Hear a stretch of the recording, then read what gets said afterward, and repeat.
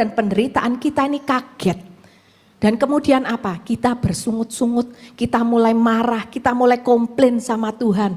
Kita berkata, Tuhan, kenapa kok setelah aku ikut Tuhan malah masalahku tambah banyak?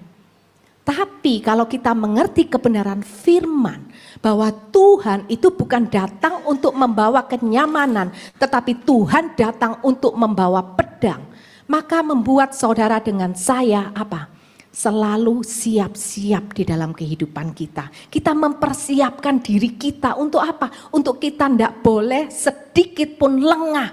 Kita tetap bersiaga, kita tetap berjaga-jaga. Karena apa? Tuhan mencari orang-orang yang imannya murni di hadapan Tuhan. Amin. Dan untuk punya iman yang murni itu enggak gampang, betul? Apakah iman yang murni itu bisa dilihat kalau kita rajin ke gereja? Apakah iman yang murni itu bisa dilihat kalau kita sudah khatam Alkitab 20 kali? Apakah kemudian kita bisa berkata, saya punya iman yang murni karena apa? Saya rajin pelayanan. Belum tentu saudara. Karena bisa saja semua yang tadi itu kita lakukan. Tetapi dengan motivasi yang salah. Kita melakukan semuanya itu hanya untuk kepentingan diri kita sendiri. Coba yuk ngaku, siapa yang dulu kalau ke gereja untuk cari pasangan? Orang tua sering gitu ya, ke gereja situ loh biar dapat pacar gitu kan. Nah ini mungkin kita sudah lewat masanya, mungkin sekarang kita masanya apa? Cari menantu ya. Anak-anak disuruh ke gereja, apa Ozema kok suruh aku ke gereja? Loh biar cepet dapat pacar, cari pacar itu di gereja gitu kan. Karena kita berpikir orang yang datang ke gereja imannya itu ciami. Gitu ya.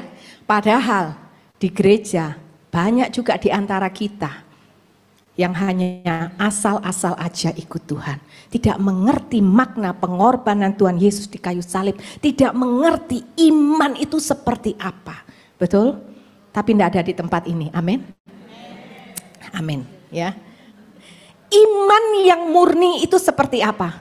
Iman yang murni itu adalah dimulai dari kesadaran bahwa kasih Allah yang sempurna datang terlebih dahulu kepada kita.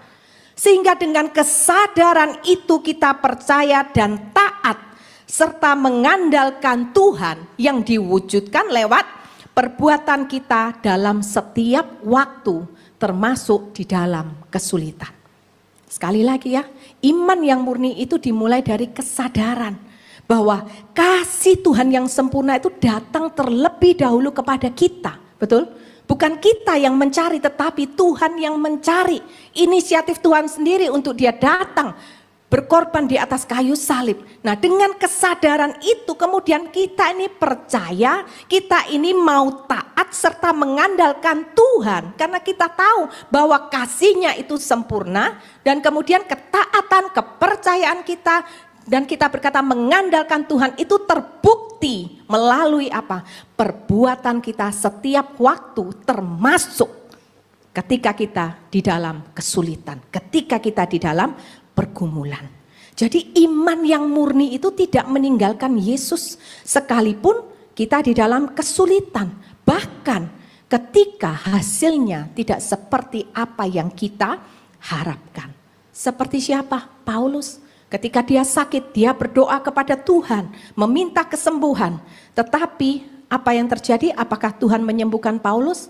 Tidak, saudara. Tetapi lihat bahwa Paulus tidak meninggalkan imannya. Dia pun juga tidak bersungut-sungut. Paulus ini luar biasa. Coba kita lihat dalam 2 Korintus 12. 2 Korintus 12. Ayat yang ke-9. Tetapi jawab Tuhan kepadaku, apa? Cukuplah kasih karuniaku bagimu, sebab justru dalam kelemahanlah kuasaku menjadi sempurna. Dari kelemahan itu Paulus justru bisa merasakan sendiri bahwa kuasa Tuhan itu nyata di dalam kehidupannya.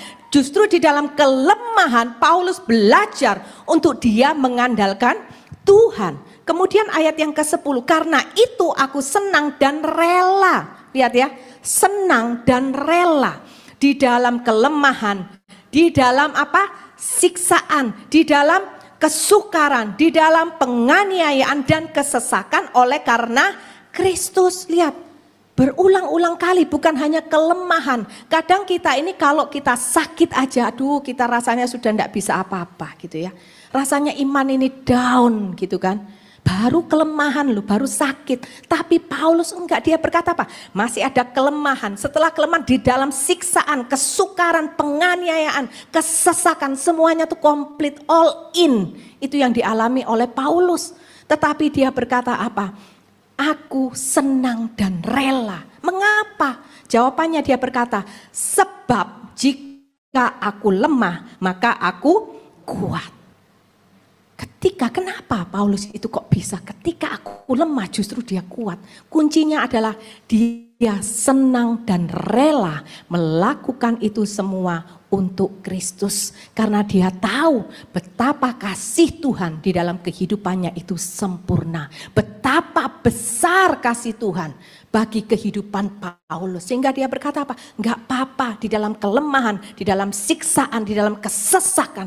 Aku senang, aku happy, aku rela. Karena justru di dalam kelemahanlah aku bisa merasakan sendiri kasih Tuhan. Aku mengalami sendiri kuasa Tuhan.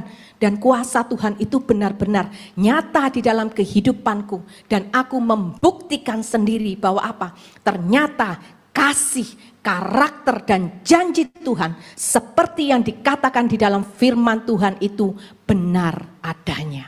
Amin saudara. Sehingga Paulus itu makanya dia tidak bersungut-sungut saudara. Nah ini loh iman yang seperti ini yang Tuhan cari, iman yang murni.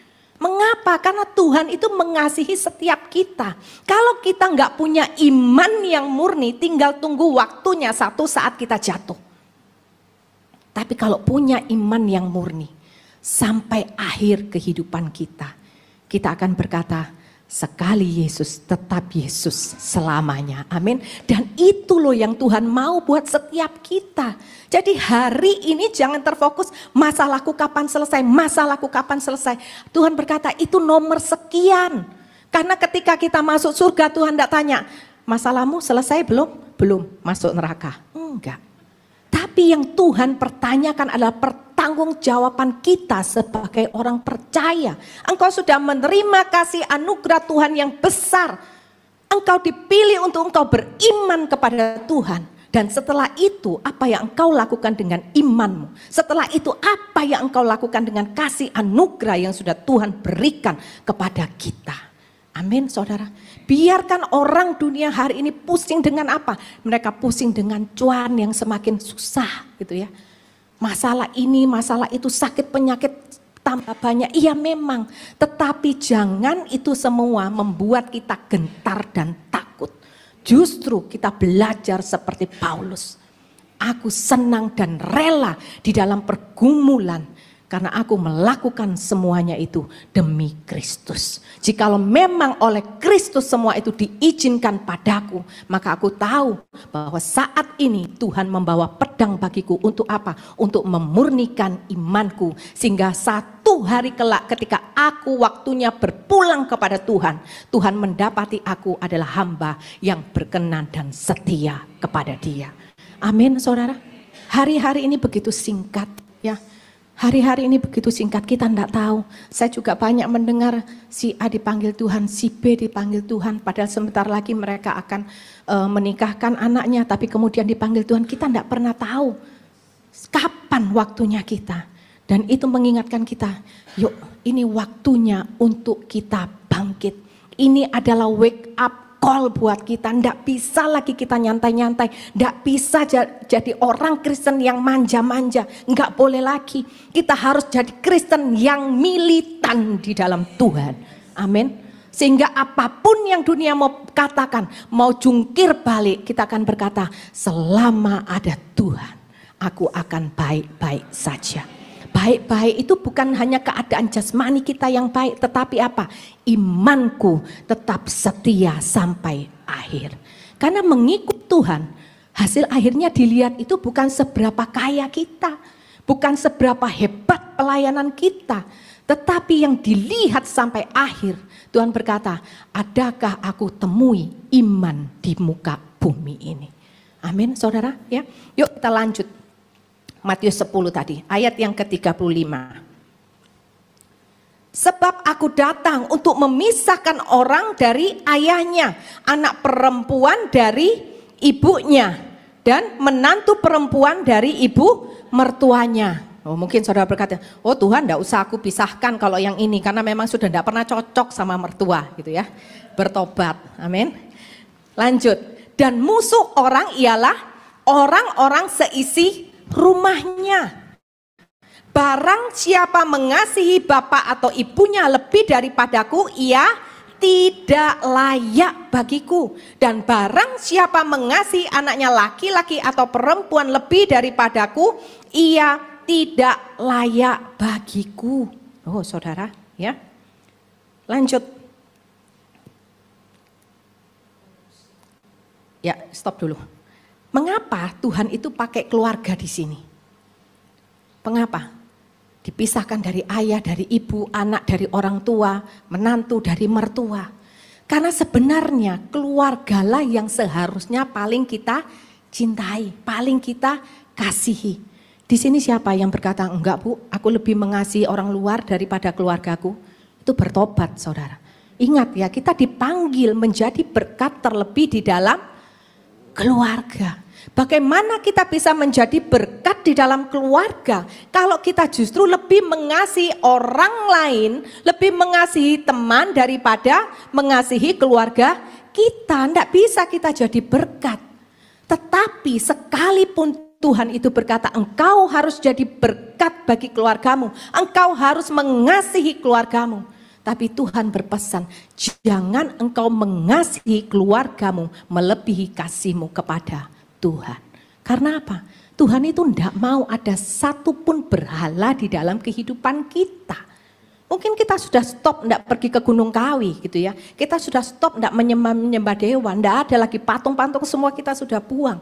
Tetapi mungkin berhala kita hari ini adalah keluarga kita, pasangan kita, anak-anak. Ada seorang istri yang kalau dengan suaminya itu, aduh pokoknya katanya kalau buka mata, dia ngapain aja harus dia bisa lihat, biar ibu itu di ujung mata dia harus bisa lihat suaminya. Kalau enggak dia bingung. Handphone selalu dipakein kalung gitu ya. Kalau dia di ruangan gini dia enggak lihat suaminya, dia langsung telepon. Laukung di mana gitu ya. Sampai suaminya bilang, ya ampun, toilet, mau ikut gitu ya. Sampai lucu saudara kesaksiannya, dia bilang gini, bener. Suk-suk itu enggak bisa kemana-mana. Pokoknya A itu kalau lihat suk-suk sedikit sudah bingung gitu ya. Waduh, repot ya. Terus suami saya tanya, terus gimana Suk kalau seperti itu? Seperti burung dalam sangkar katanya. Saya kira burung dalam sangkar itu perempuan aja, ternyata laki-laki juga ada yang mengalami itu ya. Tuhan itu adil. Mari kita jangan jadikan siapapun berhala. Nanti kenapa anaknya? Aduh sorry ya aku enggak pelayanan. Kenapa? Anakku sakit. Oh iya enggak apa-apa. Anaknya sakit apa? Pusing. Alah. Kalau orang Surabaya bilang gini, ya ampun jeketek gitu ya. Jeketek gitu ya. Wah, banyak juga orang Surabaya ya Ibu ya. Ibu yang cantik ini senyumnya manis banget ya. Orang Surabaya ternyata. Nah, tapi jangan menjadikan siapapun itu menjadi berhala di dalam kehidupan kita. Tapi Tuhan berkata, kasihilah aku terlebih dahulu. Kasihmu kepada Tuhan itu harus melebihi segalanya. Karena apa? Kalau kita mengasihi Tuhan, maka tidak mungkin engkau tidak mengasihi keluargamu. Amin.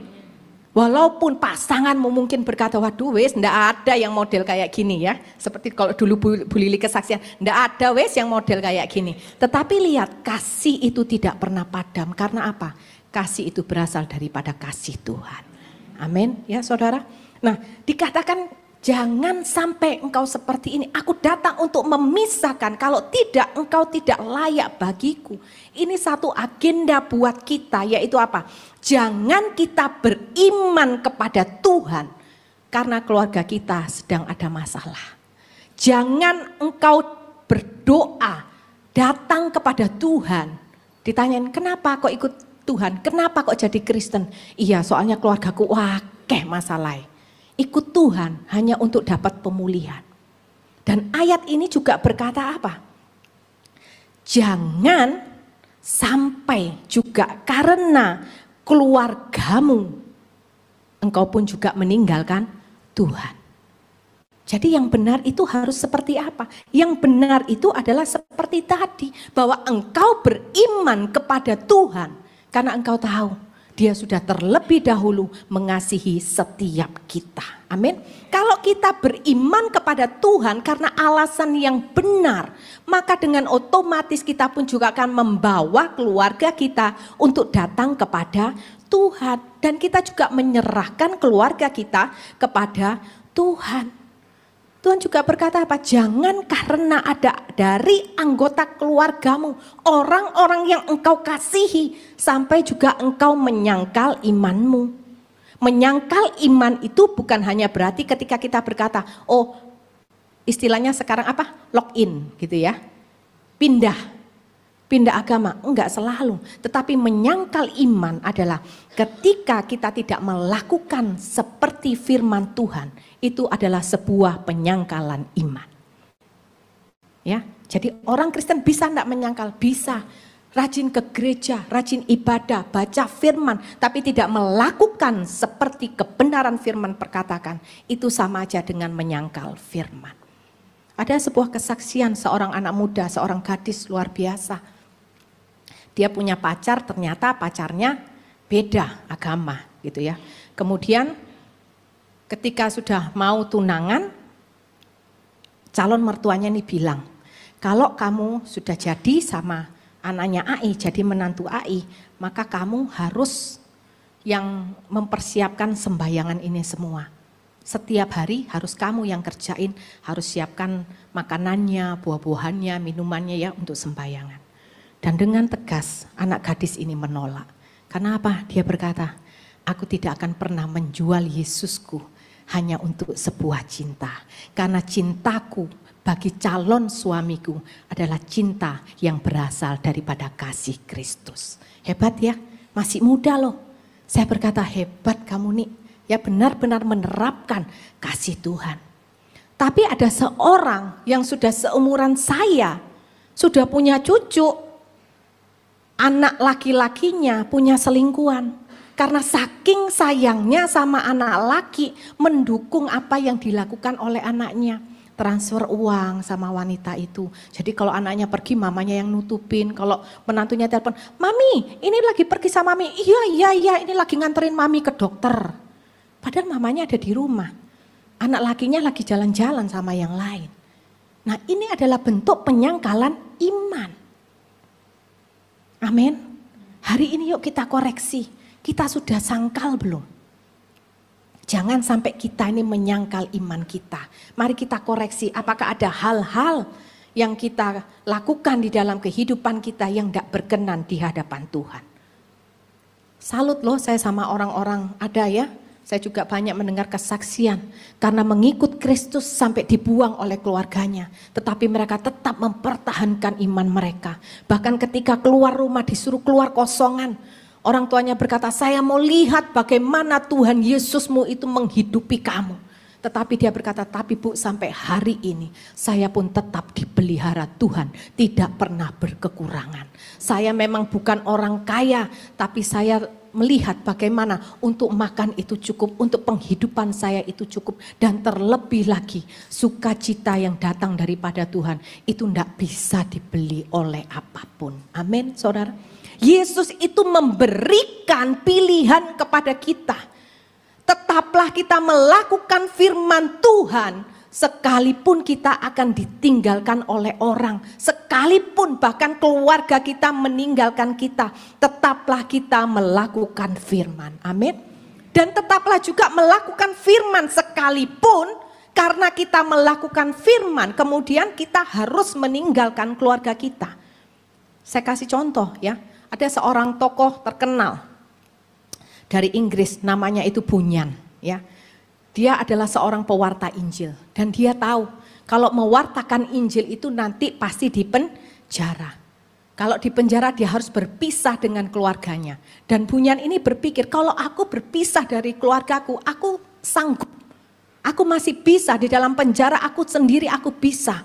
Tetapi bagaimana dengan kehidupan istri dan anakku? Apakah mereka mampu menghadapi itu semua tanpa aku? Terlebih lagi dia punya seorang anak itu yang buta.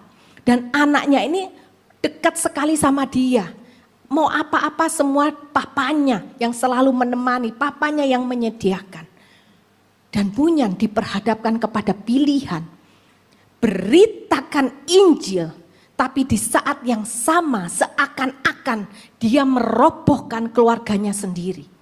Atau pilihan yang lain, stop beritakan Injil, istri dan anaknya itu aman. Dan yang luar biasa, Bunyan memilih untuk memberitakan Injil. Dia berkata, aku masuk penjara, tapi aku tahu bahwa kasih Tuhan itu melampaui segala kekhawatiran dan ketakutanku terhadap istri dan anakku. Aku percaya bahwa kasih Tuhan itu sempurna. Dan aku percaya ketika aku harus masuk penjara oleh karena Kristus, aku akan tetap bersuka cita karena aku di dalam imanku sekalipun aku belum melihat, tapi aku percaya Tuhan tidak akan pernah meninggalkan keluargaku. Ini iman yang murni. Gampang enggak untuk dilakukan? Enggak gampang, saudara. Saat sekarang mungkin saudara berkata, terlalu lebay. Sekarang ini aku tidak sampai kok diperhadapkan seperti apa yang dialami oleh Bunyan. Tetapi firman Tuhan mengajarkan kepada kita bahwa apa? Kesetiaan kepada Tuhan haruslah mendapatkan tempat di atas segala kepentingan. Dan itu adalah iman yang murni yang Tuhan cari. Amin. Itu yang pertama. Pedang itu berkata apa? Pemilihan. Itu yang pertama. Setelah pemilihan, apa yang Tuhan sodorkan? Yang kedua itu adalah salib. Kita baca ayat yang ke-38. Barang siapa tidak memikul salibnya dan mengikut aku, ia apa? Ia tidak layak bagiku. Ketika Yesus mengatakan hal ini, Yesus itu mengatakan hal ini di depan orang Galilea. Ya, di depan semua orang Galilea. Dan orang Galilea pada waktu itu yang mendengar perkataan Yesus, mereka ini sudah pernah melihat dengan mata mereka sendiri bahwa ada 2.000 orang yang harus memanggul salibnya masing-masing, dan kemudian mereka mati di atas kayu salib mereka sendiri. Dan kemudian salib itu dijejer-jejer di sepanjang jalan yang ada di Galilea. Akibat pemberontakan dari Yudas dari Galilea, ya, sehingga kemudian penguasa di Roma itu memutuskan bahwa mereka semua harus dihukum salib. Jadi ketika Yesus mengatakan hal ini kepada mereka, mereka itu sudah pernah melihat. Tapi saudara, melihat begitu banyak orang mati di atas kayu salib, itu adalah sebuah kegentaran dan kengerian, betul? Ngeri enggak kalau kita lihat, kita bayangkan jadi orang Galilea itu. Kita enggak usah lihat 2.000 orang, kita lihat satu aja. Ada orang yang mati di salib, bagaimana hati kita ini? Hati ini kita ini pasti gentar. Hati kita ini pasti ada diliputi rasa ketakutan, kengerian. Tapi pada waktu itu, Tuhan enggak berkata kepada mereka, jangan takut, itu enggak akan terjadi kepadamu. Enggak. Sekalipun orang Galilea sudah melihat dengan mata mereka sendiri, melihat orang-orang itu disalib, Tuhan tidak berkata, tidak apa-apa, tidak usah takut, tidak mungkin terjadi padamu, enggak. Tetapi justru Tuhan itu menegaskan kepada mereka dan kepada kita saat ini bahwa apa? Seperti itulah engkau harus memikul salibmu untuk mengikut aku. Jika tidak, maka engkau tidak layak bagiku. Siapa di sini yang mau sehati dengan Tuhan? Boleh angkat tangannya? Kalau kita berkata, Tuhan, aku mau sehati dengan Engkau, maka kita harus pikul salib kita. Amin. Tidak bisa kita sehati dengan Tuhan kalau kita tidak mau pikul salib. Ketika kita ditempatkan di situasi yang tidak enak, kita bisa memberontak. Tetapi kita memilih untuk tetap berkata, ya Tuhan, aku mau jalani dengan kerelaan hati. Itu namanya kita pikul salib. Ketika kita bisa mendapatkan sesuatu yang membahagiakan kita, tapi kemudian Tuhan berkata, no, itu tidak berkenan di hadapanku. Dan kemudian dengan kerelaan hati kita melepaskan itu, kita berkata, lebih baik aku membuang kebahagiaan yang tidak berkenan di hadapan Tuhan. Jauh lebih penting daripada sekedar kenyamananku, dan aku memilih untuk aku tetap setia kepada Tuhan. Itu namanya pikul salib. Segala keinginan, segala kehendak kita, mari kita bawa kepada salib. Untuk apa? Untuk dimatikan. Jadi bagaimana caranya kita nih pikul salib? Ayo setiap kita datang kepada Tuhan, setiap kita berdoa, setiap kita menyembah, setiap kita baca firman, setiap kita beribadah kepada Tuhan. Ada satu yang tidak boleh kita lupakan, yaitu apa? Bawa setiap keinginan, kehendak kita pribadi yang tidak sesuai dengan kehendak Tuhan, bawa di hadapan salib dan matikan di salib itu. Itu baru kita bisa sehati dengan Tuhan. Melakukan apa yang Tuhan mau. Kalau itu menyenangkan buat kita, kalau kita juga setuju dengan apa yang Tuhan suruh, itu gampang, saudara. Tetapi kalau apa yang Tuhan suruh kita kerjakan, dan itu sebenarnya tidak enak buat kita, itulah yang dinamakan pikul salib dan sangkal diri. Apakah pikul salib itu mudah? Enggak. Pikul salib itu sulit. Makanya kenapa? Pikul salib ini ditaruh di ayat yang ke-38. Karena sebelumnya di ayat yang ke-37, Tuhan terlebih dahulu mengajarkan kepada kita untuk apa? Mengasihi Kristus dengan segenap hidup kita. Hanya Kristus saja. Kalau kita mengasihi Tuhan saja dengan segenap kehidupan kita, baru kita bisa pikul salib dan sangkal diri. Nah sekarang bagaimana caranya supaya kita bisa mengasihi Tuhan dengan segenap hati? Yaitu dengan apa? Kita menangkap kasih Tuhan itu juga harus dengan sepenuh hati. Karena apa? Karena di dalam Lukas 7:47, yuk coba kita lihat, Lukas 7:47.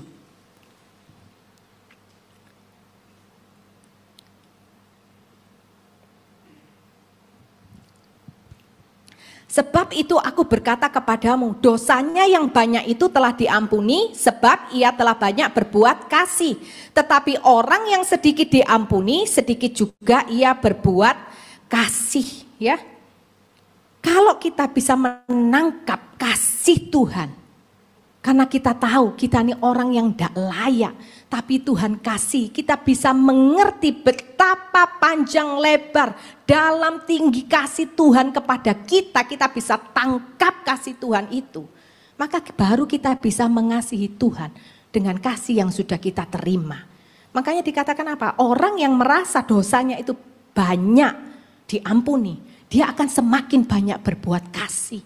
Karena apa? Dia berkata, aduh sudah terlalu banyak loh ini kasih karunia Tuhan. Sudah terlalu banyak aku menerima kasih Tuhan. Aku juga mau membagikan kasih itu. Dia tidak mau diam-diam aja terima kasih Tuhan terus do nothing. Enggak saudara. Nah hari ini makanya kenapa ada orang Kristen yang gampang murah tangan. Ada orang Kristen yang menggenggam sesuatu untuk menolong orang lain itu susah setengah mati. Kenapa ada orang Kristen yang kehidupannya hanya fokusnya kepada diri saya sendiri. Saya, dan saya. Karena dia sebenarnya belum bisa menangkap kasih Tuhan.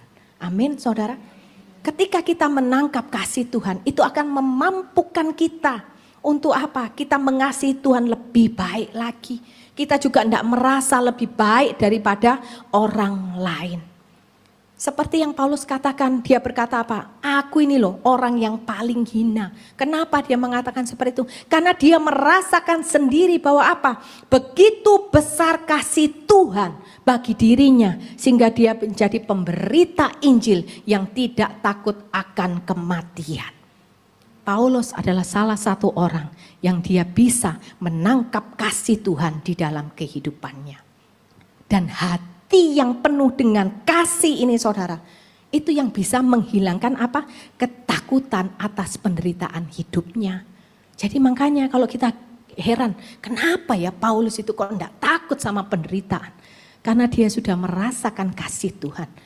Dan di dalam kasih Tuhan itu tidak ada ketakutan.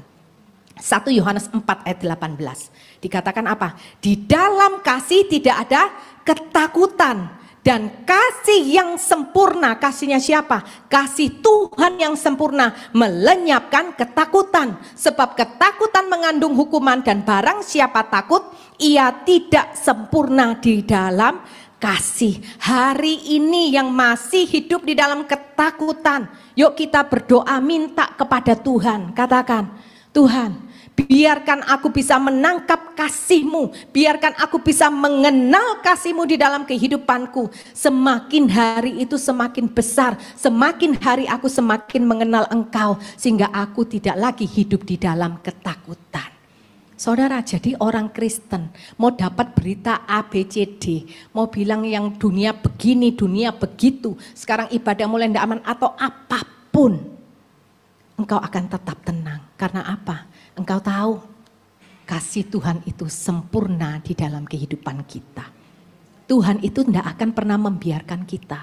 Sekalipun engkau hari ini melewati pergumulan, melewati masalah yang tidak enak, engkau tidak takut sama seperti Paulus. Karena apa? Karena ada Tuhan yang tetap menyertai. Tidak selamanya Tuhan itu memberikan jalan yang lurus tanpa hambatan. Tetapi bukan berarti kita harus takut. Karena apa? Aku percaya kasih Tuhan itu begitu sempurna. Dia mengizinkan aku ada tikungan-tikungan. Bahkan kadang aku tidak tahu tikungan itu berapa meter lagi. Tetapi satu hal yang aku percaya, Dia selalu ada menyertai, memberikan kekuatan. Dan di dalam Tuhan selalu ada pengharapan. Amin, saudara. Ya. Kalau kita bisa lihat, ketika saya baca ayat ini dan saya lihat Paulus, saya merenungkan, kenapa ya kok Paulus ini begitu militan, dia begitu berani, dan ternyata jawabannya itu adalah itu, di dalam kasih tidak ada ketakutan. Jadi hari ini kalau kita masih suka khawatir, kita masih takut, bagaimana caranya? Kita datang sama Tuhan. Tuhan, biarkan aku merasakan, aku mengenal kasih-Mu yang sempurna. Supaya di dalam hidupku tidak ada lagi ketakutan. Tetapi yang Tuhan temukan adalah iman yang murni di hadapan Tuhan. Amin, saudara. Ya, ada sebuah kesaksian, ada seorang yang bernama Fanny J. Crosby. Ya, dia ini adalah seorang gadis yang buta sejak dia kecil, sejak bayi dia buta karena kesalahan medis. Ya, satu kali dia masih bayi, dia tuh sakit mata, dibawa ke dokter. Dan ternyata waktu itu yang memberikan obat bukan dokter, tetapi kayak asisten.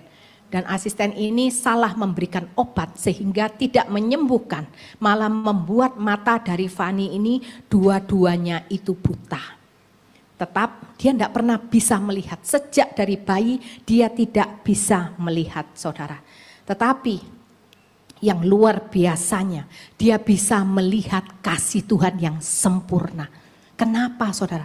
Karena dia menangkap kasih Tuhan itu dengan hatinya, bukan dengan mata jasmaninya. Bahkan dia berkata, aku bersyukur aku tidak pernah melihat.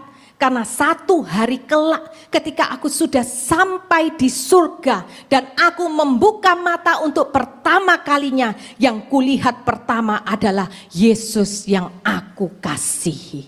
Luar biasa ya saudara. Dan Fanny J. Crosby ini dia menulis ribuan lagu pujian penyembahan kepada Tuhan, dan lagunya itu luar biasa. Betapa dia mengagungkan kebesaran Tuhan, betapa dia membanggakan kasih karunia Tuhan yang Tuhan berikan kepada dia. Padahal apa? Dia ada di dalam kelemahan, iya. Dia ada di dalam kesesakan, iya. Dia ada di zona tidak nyaman, iya. Tetapi dia bisa menangkap kasih Tuhan itu dengan hatinya. Yuk hari ini kita jadi orang Kristen, jangan hanya menangkap kasih Tuhan itu hanya dengan pengetahuan kita. Tetapi dengan apa? Dengan hati. Karena yang Tuhan cari bukan orang yang pintar mengerti firman, tetapi orang yang hatinya mau ditabur oleh kebenaran firman, orang yang hatinya mau berubah, dan orang yang hatinya untuk mau punya pengenalan yang semakin hari semakin benar terhadap Tuhan. Amin, saudara. Yang terakhir, setelah Yesus menyodorkan apa? Pemisahan, kemudian apa? Salib. Apakah sekarang kebahagiaan? Belum. Yang Tuhan tawarkan yang ketiga, pedang itu berkata apa? Jalan hidup yang menggentarkan, yaitu apa? Saudara dengan saya harus punya iman. Kita siap untuk kehilangan nyawa kita. Coba kita baca ayat 39. Barang siapa mempertahankan nyawa dan barang siapa kehilangannya karena apa? Karena aku, karena Tuhan, justru ia akan inilah bagian yang tersulit, saudara. Mungkin saudara berpikir, enggak kok sampai sekarang kita ibadah masih boleh gitu ya. Enggak sampai mempertahankan nyawa. Tapi mau saya katakan bahwa nyawa di sini bukan hanya sekedar hembusan nafas kita. Tetapi adalah apa? Apa yang paling kita cintai? Apa yang kita pegang erat-erat sampai kita enggak mau kehilangan? Mungkin kita berkata yang lain boleh hilang. Tapi yang satu ini loh jangan sampai hilang. Apa yang masih kita pertahankan seperti nyawa kita? Apakah itu ego kita? Apakah itu keberhargaan diri kita? Apakah itu zona nyamanmu? Ataukah itu dosamu? Ataukah itu uangmu? Apakah itu pelayananmu? Tidak ada satupun yang boleh kita genggam. Hanya Kristus sajalah yang ada pada kita, termasuk pelayanan sekalipun. Kalau Tuhan berkata, saatnya engkau lepaskan pelayanan ini, maka kita akan harus lepaskan. Jangan biarkan ada satu apapun saudara yang menjadi berhala. Karena pelayanan itu dia tidak lebih baik daripada Tuhan sendiri. Kita harus ikut Tuhan, kita harus taat sama Tuhan. Sekalipun ketika kita taat melakukan apa yang Tuhan perintahkan, akan ada banyak tudingan sama kita. Mungkin orang lain berkata, aduh engkau ini tidak rohani, engkau begini, engkau begitu. Tapi kita belajar mengikut Tuhan sampai kita rela menyerahkan nyawa kita. Kita dipandang salah oleh orang lain, gak apa-apa. Yang terpenting Tuhan tahu hati kita. Kita berusaha untuk taat kepada Tuhan. Amin, saudara. Bukan saya bilang gak boleh pelayanan, gak usah pelayanan. Jangan salah ya saudara. Oke, kita harus melayani. Melayani Tuhan. Yang terpenting itu adalah apa? Apa sih pelayanan itu? Memberikan segenap hidupmu sebagai persembahan, korban syukur di hadapan Tuhan. Seperti lagu yang tadi kita naikkan, biarlah ini menjadi korban syukurku Tuhan. Itu adalah pelayanan. Sehingga dimanapun kita ditempatkan, kalau kita berkata segenap hidupku sebagai korban syukurku, engkau di dalam keluarga engkau jadi berkat, engkau di dalam pertemanan engkau jadi berkat, engkau keluar pintu dari pintu rumahmu engkau jadi berkat, siapapun yang engkau temui engkau pasti menjadi berkat. Karena engkau tahu segenap hidup kita itu adalah korban syukur di hadapan Tuhan. Amin, saudara.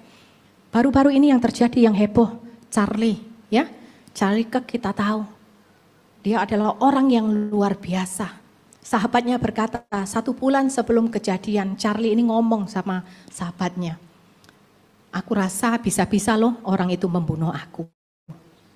Tapi apakah kemudian dia berhenti mewartakan Injil? Apakah dia berhenti mengajarkan nilai-nilai kekristenan firman Tuhan? Enggak, saudara. Ya, dia tetap melanjutkan penginjilannya, dia membawa nilai-nilai kekristenan kepada anak-anak muda. Ini bentuk menyerahkan nyawa.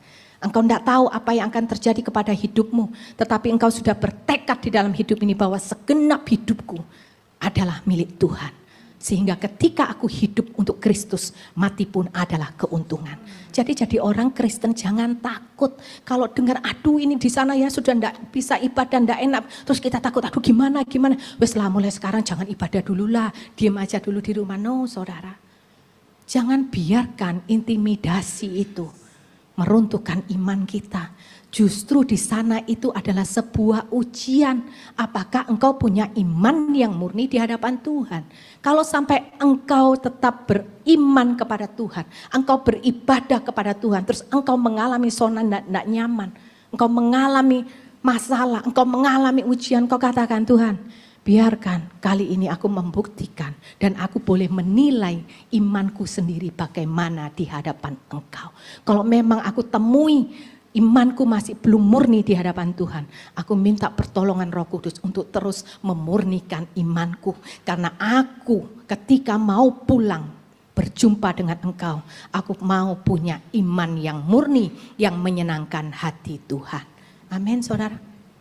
Dan ketika saya lihat istrinya, ketika istrinya berdoa ya, banyak kan ya klipnya di sosmed. Istrinya berdoa, dia mengatakan seperti ini. Dia tidak marah sekalipun kepada Tuhan. Padahal suaminya adalah suami yang baik, baik luar biasa, ya kan? Wes mulai ibu-ibu banyak telepon saya. Bu, kenapa ya? Kalau suami yang baik itu cepat dipanggil Tuhan. Lah suami yang jahat-jahat kok enggak mati-mati ya, Bu? Saya bilang bertobat ya ibu-ibu gitu ya. Bapak-bapak coba juga enggak mau kalah. Kamu jangan bilang suami-suami tok. Istri-istri yang baik, yang melayani suami, mencintai suami juga cepat dipanggil Tuhan. Yang model kayak kamu loh, cerewet, enggak mari-mari, enggak dipanggil Tuhan. Sampai ini ya, seorang istri itu berdoa di samping suaminya. Kelihatannya kusuk sekali, suaminya seneng. Aduh seneng ya punya istri yang saleh, suka berdoa. Terus istrinya berdoa gini, Tuhan, kalau memang suamiku ini tidak bisa menjadi imam yang baik, kalau dia tidak bisa bersamaku jadi imam yang baik, biarlah dia bersamamu ya Tuhan. Suami kalau mau marah inget-inget gitu langsung enggak jadi marah ya. Wes baik-baiklah sama istri daripada nanti dipanggil sama Tuhan lebih repot gitu ya. Padahal kalau kita ditanyain siapa yang rindu sama Tuhan, angkat tangan semua ya. Tapi begitu, siapa yang sudah siap ketemu Tuhan, turun tangan semua. Tapi enggak apa-apa, itu baik. Paling tidak kita mengerti masih banyak dosanya. Amin ya. Sama-sama kita bertobat, saya juga bertobat ya. Istri Charlie ini dia enggak marah. Dia bahkan berkata kepada Tuhan, dia berdoa seperti ini. Tuhan, aku serahkan kesedihanku kepadamu. Dan ketika saya mendengar hal itu, waduh saudara, hati ini langsung nyes.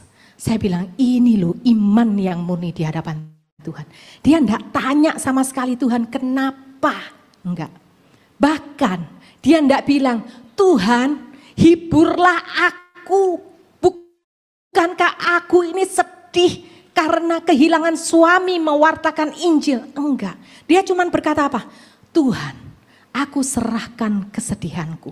Mungkin itu kelihatannya sepele, tetapi pesan yang saya tangkap adalah apa? Aku hanya bisa menyerahkan kepada Tuhan apa yang aku alami. Dan ini adalah iman yang murni. Karena apa? Dia tidak peduli. Tuhan mau hibur kek, Tuhan tidak hibur kek, bagaimana aku nanti. Aku hanya tahu aku perlu pimpinan Tuhan. Tidak gampang loh saudara, betul? Kita sakit gigi aja sudah teriak-teriak sama Tuhan, betul? Tuhan tolong Tuhan, aduh sakit gigi Tuhan, besok mau pelayanan loh Tuhan, tidak bisa begini. Gaya tok alasannya pelayanan. Seolah-olah itu kan, ajaib, kata ajaib. Seakan-akan kita dengan kata pelayanan itu kita bisa menyogok Tuhan.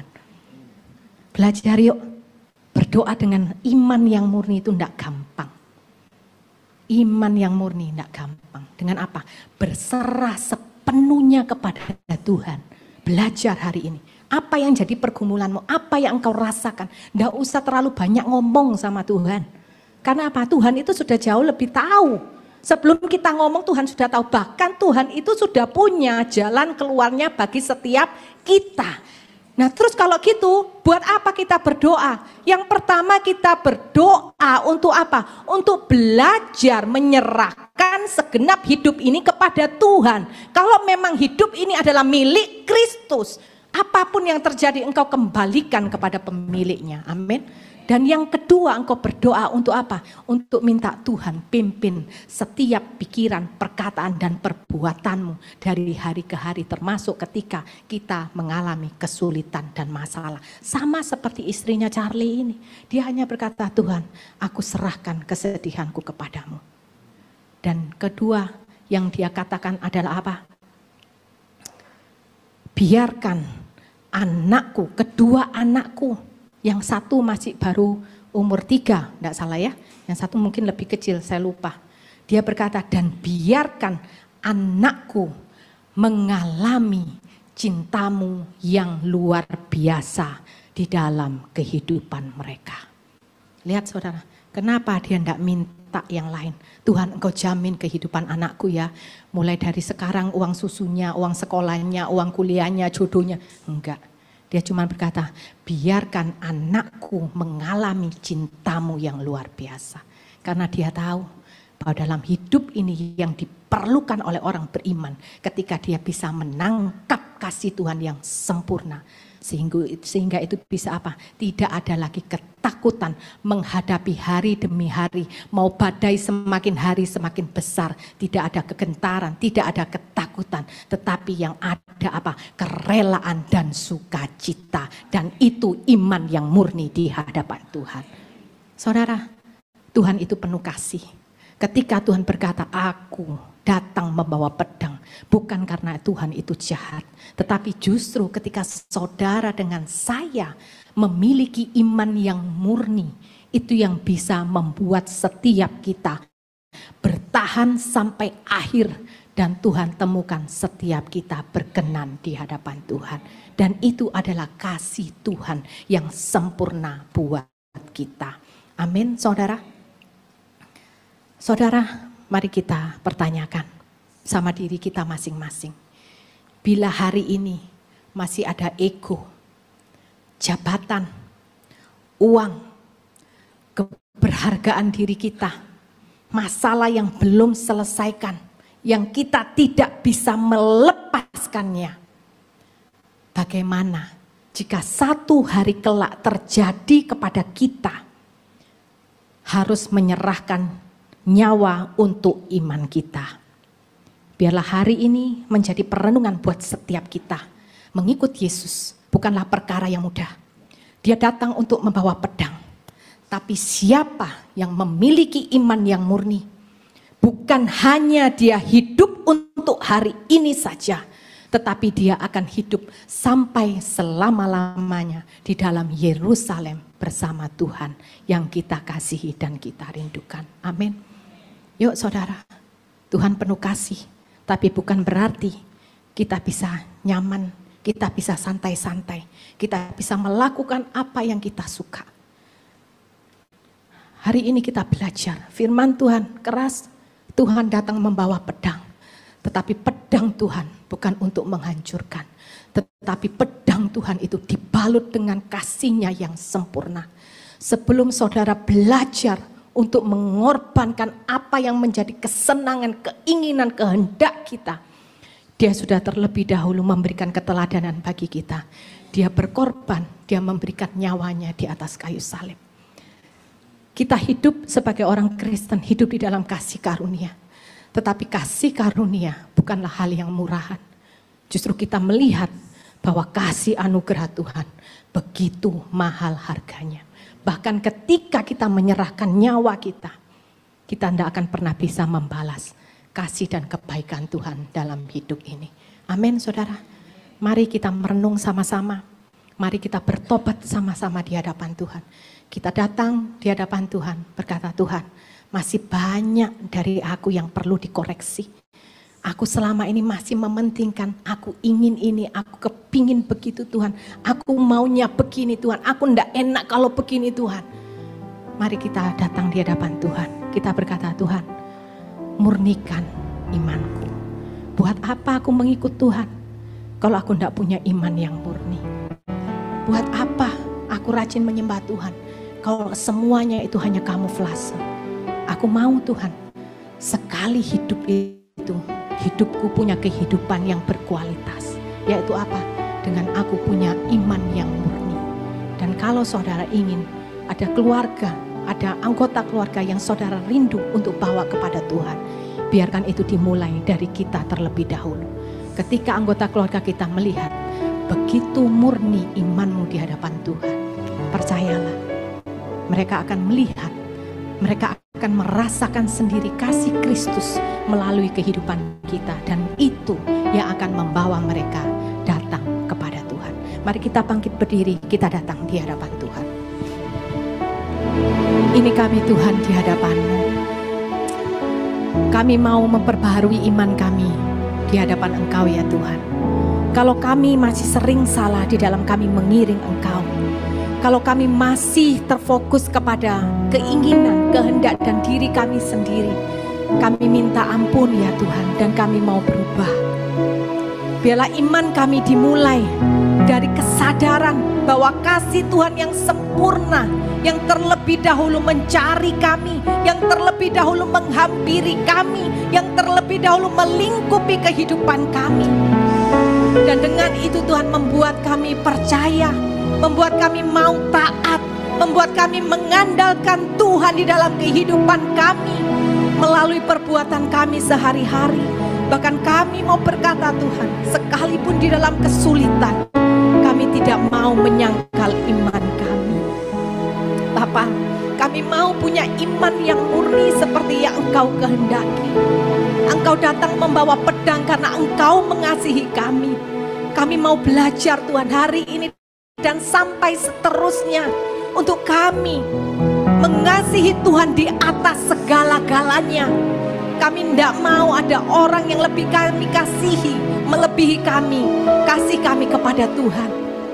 Kami juga mau belajar untuk pikul salib kami. Kami belajar untuk sangkal diri kami.